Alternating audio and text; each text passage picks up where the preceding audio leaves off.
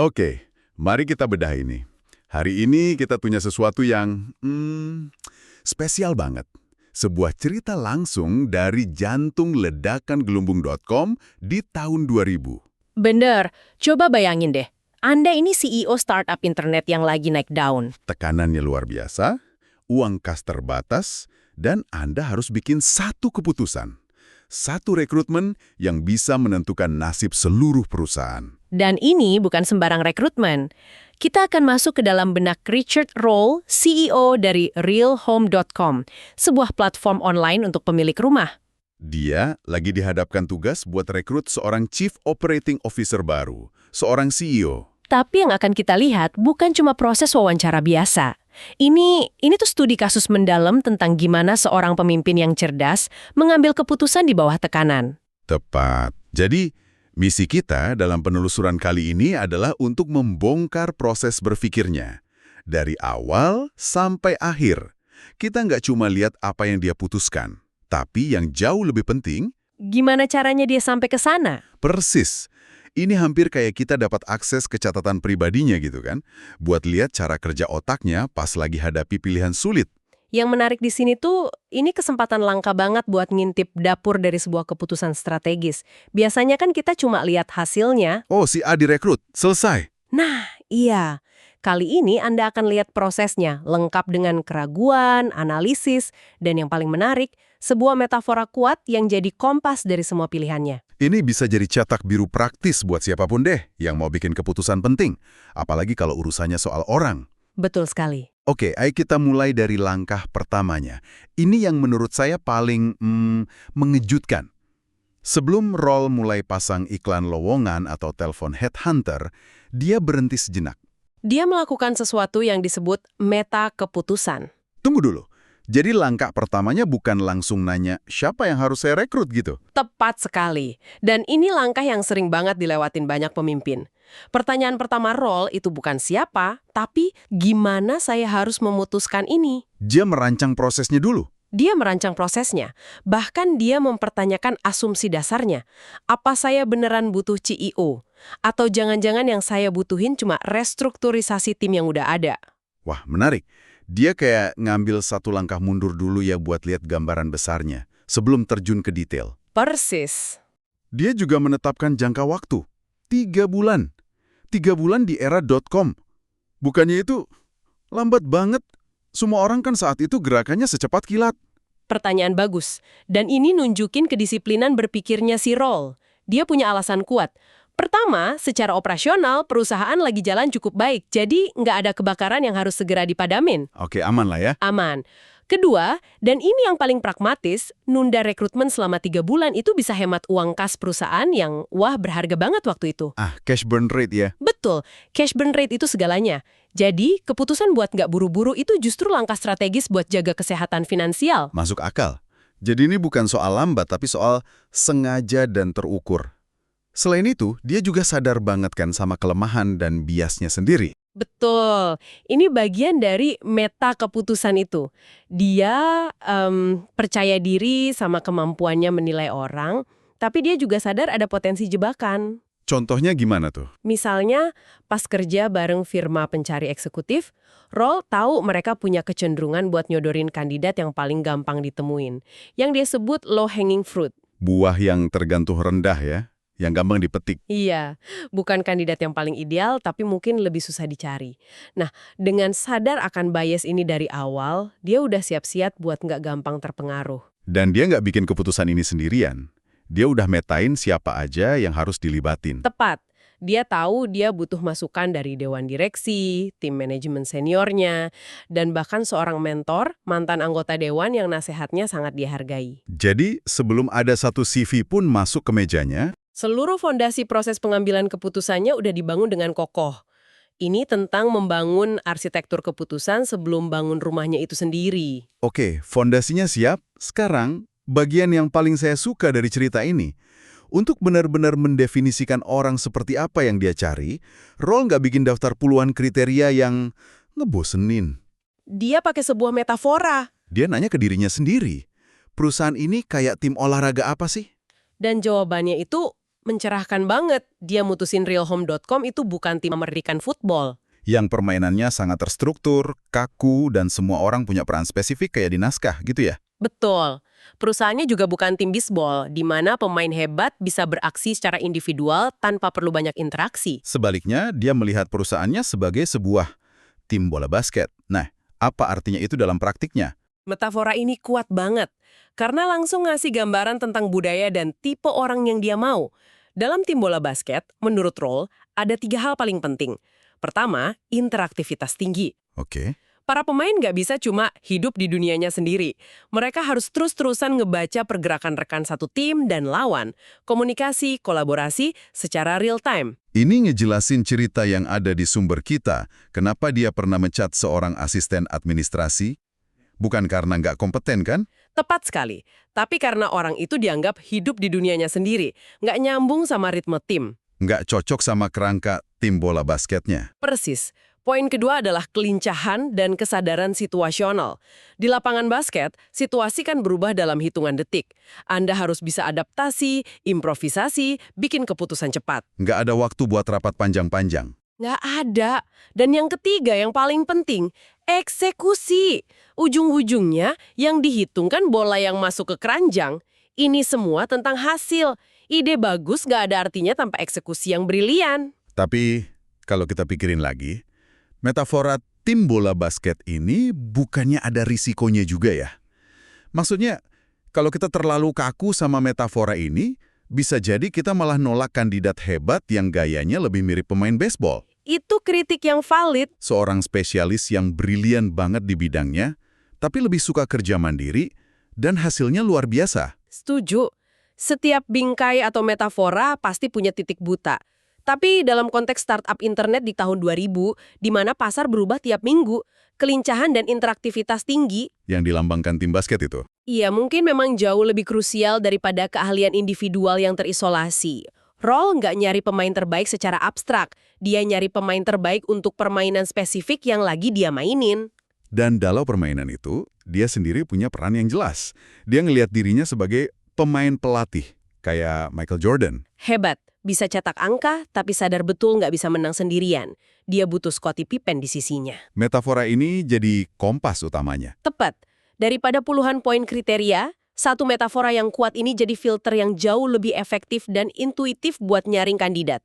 Sekarang setiap keputusan bisa diukur dengan pertanyaan sederhana. Orang ini bakal bikin tim basket kita lebih baik nggak?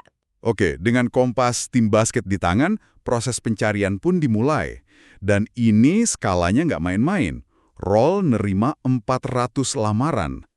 400. Pasti pusing banget itu lihat tumpukan segitu. Nah, gimana dia mulai menyaringnya? Dia mulai dengan filter yang sangat praktis. Buat hemat biaya wawancara, dia bagi tumpukan itu jadi 2. Satu buat kandidat dari area sekitar New York, New Jersey, dan Connecticut. Satu lagi buat kandidat dari luar daerah. Tapi dia nggak kaku. Dia tetap terbuka kalau ada yang luar biasa dari tumpukan kedua. Betul. Dan dari 400 nama itu, beberapa kandidat mulai menarik perhatiannya. Profilnya beda-beda banget loh. Iya kan? Ada siapa aja tuh? Pertama ada Steven Fisher, seorang mantan komandan kapal selam nuklir. Bayangin CV kayak gitu? Wah, Bagi Roll, ini melambangkan disiplin, loyalitas, dan kemampuan ngejalanin organisasi yang kompleks dengan presisi tinggi. terus ada yang lebih konvensional, George Lang. Manajer umum dengan pengalaman puluhan tahun di perusahaan produk konsumen besar. Dia pernah pegang lini produksi nilai $125 juta. Ini kandidat yang bawa pengalaman korporat yang matang. Dan yang ketiga, wildcard-nya.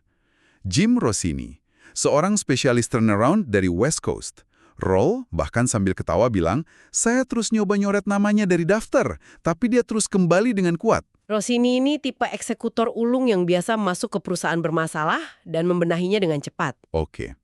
Jadi kita punya 3 arketipe yang menarik di sini. Sang komandan yang disiplin, sang manajer korporat yang berpengalaman, dan si jagoan turnaround yang energik. Kalau kita coba masukin mereka ke metafora tim bola basket tadi, kira-kira gimana jadinya? Ini analisis yang menarik banget. Coba ya. Steven Fisher, komandan kapal selam. Di satu sisi, disiplinnya pasti luar biasa. Pasti. Dia bisa jalanin strategi dengan sempurna, tapi mungkin di sisi lain, gaya komando yang sangat terstruktur dari kapal selam justru bisa berlawanan sama kelincahan dan improvisasi yang dibutuhin di permainan basket yang cair. Jadi lebih cocok buat tim American football mungkin. Mungkin. Gimana dengan George Lang, si manajer produk konsumen? Dia kan rekam jejaknya jelas bisa menghasilkan uang. Betul, dia jelas tahu cara mencetak angka. Tapi pengalamannya di perusahaan besar mungkin bikin dia terbiasa dengan ritme yang lebih lambat, proses yang lebih panjang, struktur yang lebih kaku. Mirip American football juga, di mana semua strategi udah diatur di playbook tebal, bukan adaptasi cepat di lapangan. Bisa jadi. Dan Jim Rossini, si spesialis turnaround, dia kedengerannya paling basket dari ketiganya. Penuh energi, fokus eksekusi. Nah, iya. Dia memang punya energi pemain basket, tapi perannya mungkin beda. Spesialis turnaround seringkali kayak pemain bintang yang didatengin buat satu musim doang demi menang kejuaraan. Belum tentu orang yang tepat buat bangun fondasi tim buat 5 tahun ke depan. Jadi dia pedal gas yang murni, tapi role nyari orang yang juga punya pedal rem. Tepat. Nah, di tengah kandidat-kandidat kuat ini muncullah nama Hartunian. Di atas kertas, dia nggak seunik komandan kapal selam. Tapi pas wawancara, sesuatu terjadi. Apa tuh? Benar. Sumber kita nyebutin kalau Hartunian itu tipe orang yang lebih baik saat bertemu langsung daripada di atas kertas. Ini pengingat penting kalau CV itu nggak pernah menceritakan keseluruhan cerita. Pengalamannya memang impresif sih. Dia pernah bawa startup dari nol sampai pendapatan 150 juta dolar. Tapi bukan itu yang paling menonjol buat role. Bukan. Melainkan sesuatu yang disebut keselarasan bingkai atau frame alignment. Frame alignment. Bisa tolong jelasin maksudnya apa? Kedengarannya agak teknis. Mari kita buat sederhana. Intinya, cara berpikir mereka tuh nyambung banget. Ah, oke. Filosofi bisnis mereka, nilai-nilai mereka, cara mereka ngelihat masalah, semuanya sejalan. Selama wawancara, Roll ngerasa nggak ada hal negatif atau penghalang sama sekali. Percakapannya ngalir gitu aja. Kayak ngobrol pakai bahasa yang sama gitu ya? Persis. Dan deskripsi Roll tentang Hartonian itu ngegambarin ini banget. Dia bilang Hartonian itu orang yang punya pedal gas dan pedal rem, dan tahu kapan harus menggunakan yang mana. Deskripsi kayak gitu rasanya jauh lebih kuat daripada daftar keahlian di CV ya? Jauh lebih kuat, karena itu bukan ngomongin apa yang bisa dia lakuin, tapi tentang penilaian atau judgement yang dia punya. Dia praktis tapi juga inovatif. Dia ambisius tapi nggak sembrono. Dia bisa gerak cepat, pedal gas, tapi juga tahu kapan harus bangun sistem yang solid buat jangka panjang, pedal rem. Dia adalah perwujudan sempurna dari rekan pemain pelatih yang dicari role untuk tim basketnya. Jadi ini bukan sekedar kecocokan kepribadian, tapi kecocokan di level filosofi bisnis yang paling mendasar. Komitmennya Hartunian ke kerja tim, akuntabilitas, fokus ke pelanggan. Semuanya selaras 100% dengan bingkai tim bola basket yang udah role tetapkan dari awal. Ini jadi bahan renungan juga sih buat kita. Seberapa sering dalam proses rekrutmen, kita benar-benar coba gali keselarasan bingkai ini? Kita ngelihat dunia. Akhirnya, setelah proses 3 bulan itu, Roll memilih Hartonian.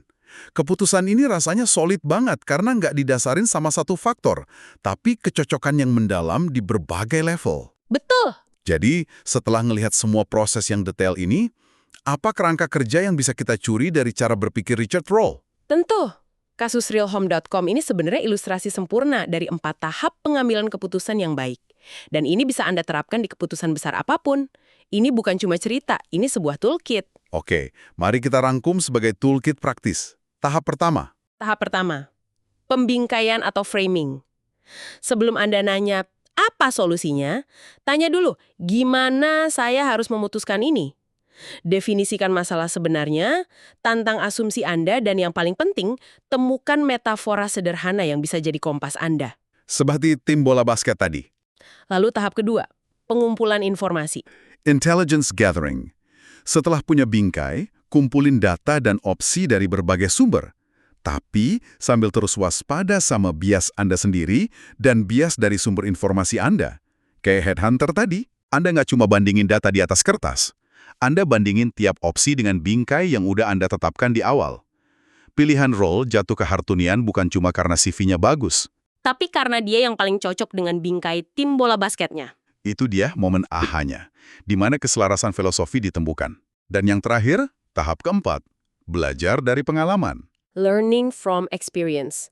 Seluruh proses yang kita bedah ini, kisah suksesnya, bahkan para kandidat yang nggak terpilih, jadi pelajaran berharga buat keputusan di masa depan. Keputusan itu sendiri jadi aset pengetahuan. Jadi ini lebih dari sekedar cerita rekrutmen di era.com ya? Jauh lebih dari itu. Ini cetak biru tentang gimana Anda bisa deketin keputusan besar yang rumit, terutama yang ngelibatin manusia.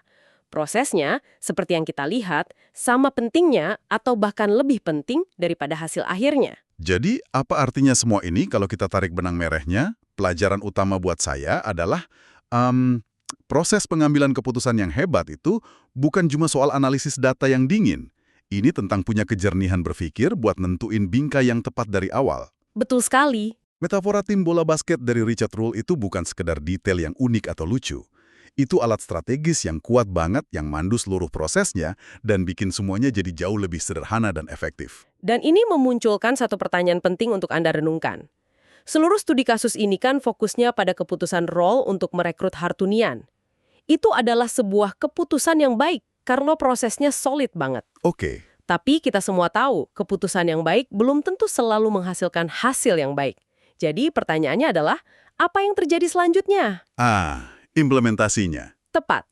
Jika Anda ada di posisi Roll sekarang, setelah Hartunian bergabung, gimana Anda akan merancang proses buat memantau dan mastiin keputusan ini benar-benar bawa hasil yang diharapkan? Tolok ukur konkret apa yang akan Anda tetapkan dalam 90 hari pertama buat mengukur kesuksesan pemain pelatih baru di tim realhome.com ini? Karena disitulah keputusan berhenti jadi teori. Dan mulai diuji oleh realitas.